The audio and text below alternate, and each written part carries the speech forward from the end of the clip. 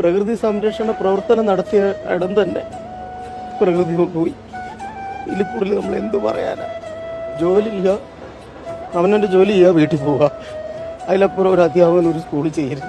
ചെയ്താൽ ഇങ്ങനെയൊക്കെ സംഭവിക്കും. ജോലി ചെയ്യുക, വീട്ടിൽ പോവുക, ജോലി ചെയ്യുക, വീട്ടിൽ പോവുക, അതുമാത്രം മതി. അല്ലെങ്കിൽ ഇങ്ങനെയൊക്കെ സംഭവിക്കും. ഞങ്ങളൊക്കെ അങ്ങനെ ഇവിടുന്ന് പോകുന്ന രാത്രി രാവിലെ 7:30 വരും.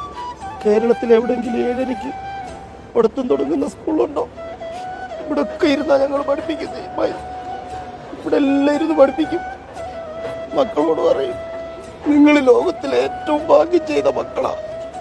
ഈ പുഴയോരത്ത് ഇരുന്ന് പഠിക്കാനുള്ള ഭാഗ്യം ലോകത്ത് ആർക്കാ കിട്ടുക?